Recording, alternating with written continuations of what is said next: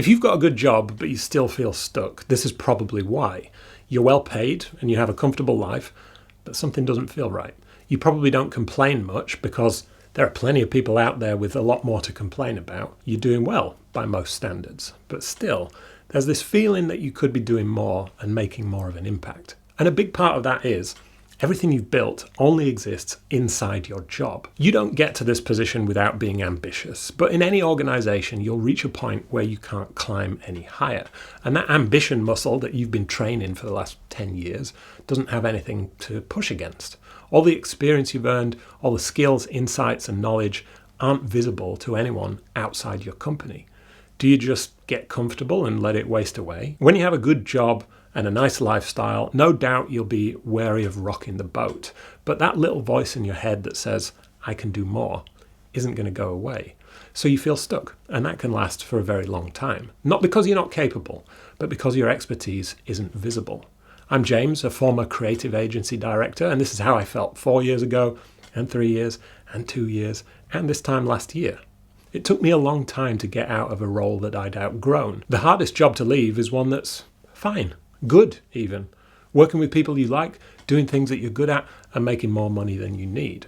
You don't hate your job, and that's the problem. It's just good enough to keep you coming back for more. There's no real reason to leave, but there's also nowhere left to go. And when you feel stuck and your job doesn't offer you any room to grow, that comfort can start to feel really miserable. And you don't want to complain to other people who are struggling to make ends meet because it doesn't feel like a real problem. So you sit with it and the pressure builds. Some days you enjoy your job and you forget all about it, but it creeps its way back into your head every so often, a little louder each time. And you could block it all out and get on with the work and learn to be thankful for what you've got. But what happens if you're still in the same position in 10 or 15 years? You might always be wondering what life could have looked like if you'd been a little braver. That's the real cost of staying comfortable. I'm not telling you should quit your job, but I do think you should start reducing your dependency on that job so you actually have a choice. If you're in that position where you know you're capable of more, but it's not really visible yet, that's something I help people work through, figuring out what you want to be known for and how to start building that outside your job. I'll leave a link below if you want to have a quick call about that. Here are a few signals that you're ready to start exploring building something of your own. You're good at your job, maybe too good, to the point where it's easy and you don't feel challenged anymore. If you're honest with yourself, you might be on autopilot quite a lot of the time. So you might be kind of bored. You're busy, but you're not really progressing. And maybe you're spending your days solving problems that you don't really care about anymore.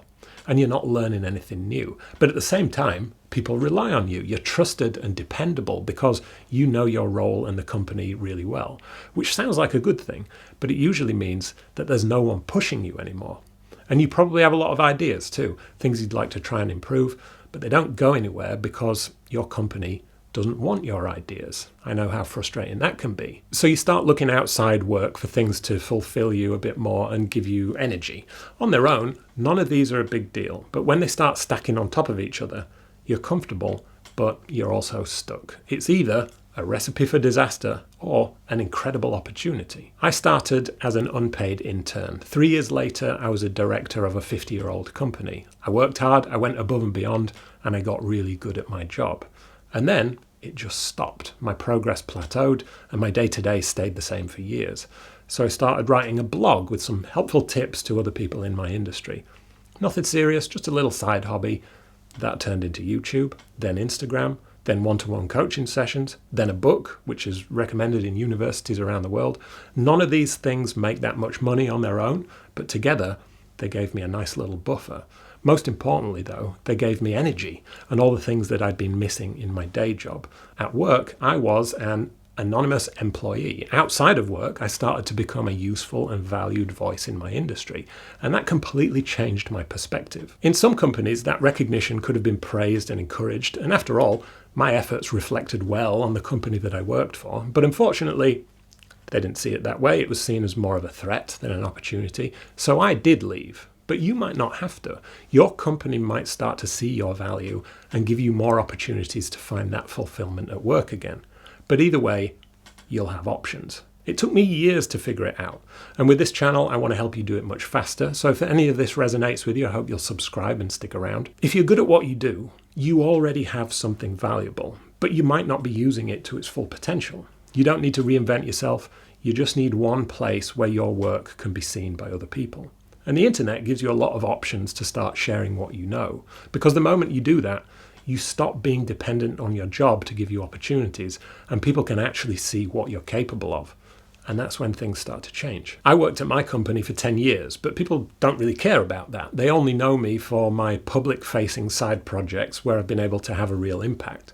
And those projects are never boring. There's always a new challenge. And however you do it, there's a lot of new and exciting things to learn. And you can start celebrating wins and milestones along the way. If you start to build something of your own and you have a place to put your ideas too, they won't all be good ideas, but at least you can test them out and make your own decisions. And when you can finally put your ideas to the test, try new things and learn new skills, you will find that spark again, the excitement and the fulfillment.